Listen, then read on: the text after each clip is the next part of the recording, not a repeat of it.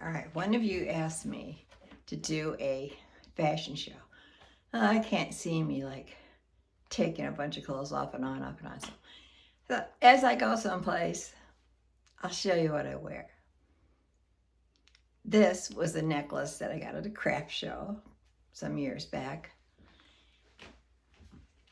This blouse, it's, you know, being my 82-year-old arms, short sleeve, oh, I might wear it around and just, not going out to eat. But I can if I put a little jacket over it. The pants are navy blue. They were like too tight, so I haven't been wearing them. But since I lost about 10 pounds, they still feel a little snug in the thighs, but loose in the waist, so it was kind of gapping in the back. I'm sure some of you've had that. So I put a belt on to cover that up. And this was a very inexpensive purse from Amazon, but it's a soft brown. And I didn't know what I was going to wear over it. This little jacket is very thin. It has a hood, pockets, zipper. But you can kind of throw it over your shoulders. And in hot weather, you don't mind having this, especially like when you go in a restaurant, how cold you get. So that's the reason I've got that. So how do I do that? Okay, need to put the purse on first. All right, so I'll do it without it. All right. Okay. I'm gonna keep this camera in here so I can do this every time I get dressed and not have to just keep setting it up. Yeah, so this is how I'm going. And, oh yeah, the little top and the pants. I get everything on Amazon because you know what? There's not many places to shop here. So that's how it is. But this is like it's a soft, real soft, stretchy. But that was from Amazon. I'll put a link for this and I'll try to find the pants. This little jacket I've had for years. In fact, I left it at my daughter's house in Indiana and they mailed it to me in Tennessee. So, yeah, I don't know if I could find it again because it's been some time. So, anyways, folks, that's that outfit. I'll try to remember to do this again next time I go out. So, I hope you're all having a blessed day. I love all of you. I really do. I really can't understand. I've heard other YouTubers say this, but you get where you're my friends. You really are. I'm just, especially when I see some of the same people commenting over and over and some of the lovely things you say, just feel like you are my best friends. So, I love all of you. Bye-bye now. There's two things I meant to ask you, two questions. One is about blood pressure. I start noticing that early in the morning, my blood pressure is either kind of low a little bit or just perfect. You know, maybe like 120 something over 60 something or whatever. But as the day goes on, it seems like it gets higher and higher. And I get surprised sometimes in the evening if I'm had been just sitting and watching television with Mr. Bill, and once in a while get up and check my blood pressure maybe before I go to bed, and it's way in the heck up. I mean, like even 170 something, you know, you're like, what? This makes no sense to me. But I did go to the AI Claude and ask him, and he said that is kind of normal, that your blood pressure is lower in the morning and higher at night. So my question is, does that happen to you, or is it just me? And what do you do about that? I mean, you know, I'm supposed to take one in the morning. Well, if my blood pressure is already, normal or a little low, I don't want to take another pill. So I guess I just need to check them more. Okay, question number 2. And I'm only asking this because it's things that are happening to me. And maybe some of you are not in your 80s, but this is something that just happened recently. So I'm 82 now, so I would say that's exactly when it started happening. I noticed on my fingernail beds that it's like partly pink or almost, blushy color, and then part of it would be white. And it kind of changes and stuff like that. And I'm thinking, what? Because you always say, look at your fingernails to tell if you got some kind of disease or whatever, or health problem. And I even looked that up once, like what it means. But when I went to the dermatologist, I told you I had that infection under my fingernail, so it made me think to ask her that. And I go, why is my nails like pink and then white? They were never like that before. And she said that as you get older, the nail bed shrinks away from the fingernail. It's lovely, right? All stupid stuff that happens. And she said that's where it's white, is where it's pulling away from the fingernail. The nail bed is nice. Okay. So that's probably why I picked up that nail infection, because it's pulling away and it's getting whatever in there. I don't know. So I'm still struggling with that. Still putting nail polish on it, the stuff that she gave me. So, because I got to put silver nail polish on here in September. I'm just going to go right over it for sure. I'll tell you that.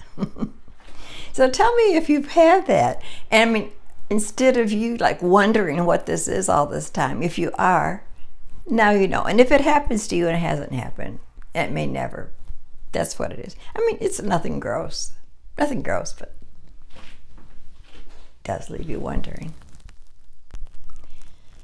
Well, I thought I'd share something with you. Mr. Bill was just sharing with me that this morning he was reading on his phone the neighborhood. It's kind of like a neighborhood thing, watch or whatever it is. But they share about wildlife out here once in a while. They share everything and handymen, all kind of stuff. But someone seen, not just someone, there's like at least 3 people so far that I know, seen elk out here in Tennessee. I didn't know we had any elk out here. I know we have bears, and they with their cubs and stuff, and then we've seen lots of videos people are sharing on that. I've not seen any bear in my yard. Deers, yes, we see a lot of deers, but not bears. Probably because I'm on the golf course. I don't think they come out in this open. No, I'll just say that they might.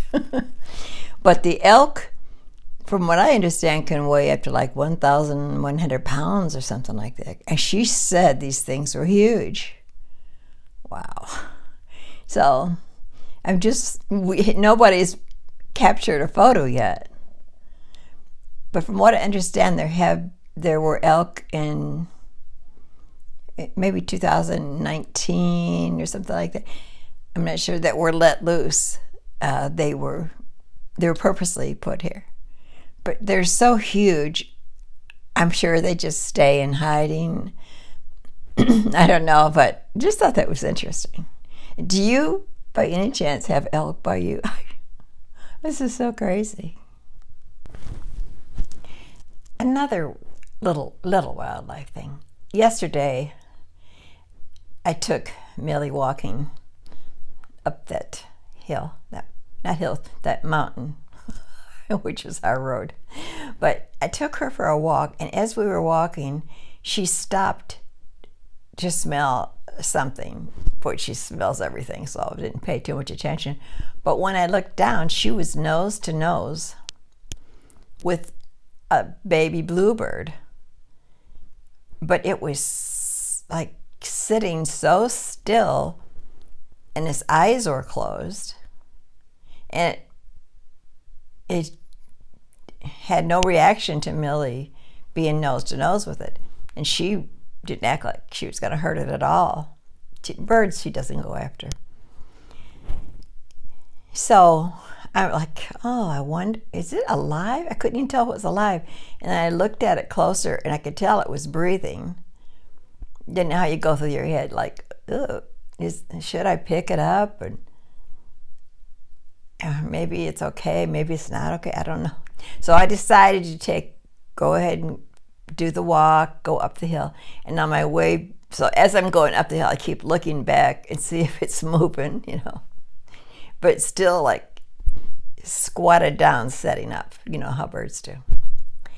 So I kept looking back and looking back as I'm walking. Like, is it moving? Is it gone? And then I couldn't see it any longer. Went up the hill, came back down, decided to go on that side again and check. And as I'm going, I cannot see it. I got all the way to where it was, and she stopped and smelled that area, exactly where that bird was, and it was gone. So I know what happened. It was like it was sitting in between the ditch and the road. Not right in the road, you know, when it was far enough off the road, it was safe. But sometimes you don't need to mess with Mother Nature, with the animals. I know with deer out here, they'll have babies and they'll hide them maybe like right under your window, excuse me, in a little area. And a lot of people mess around with that and trying to mess with the baby and trying to help it. But because they say, well, the mother has left it, she's abandoned it. But she hasn't. What happens is the mother sometimes goes off and she eats and things because she needs to do that so that she can produce milk for the baby. I mean, she knows where that baby's at. And she can be gone for hours, but she'll come back. She always does, and she nurses the baby. They know what they're doing. So even if you try to raise baby birds, I mean, it's hit and miss if you can do it. But anyways, I don't know why I shared that, but that was what happened yesterday when I took a walk.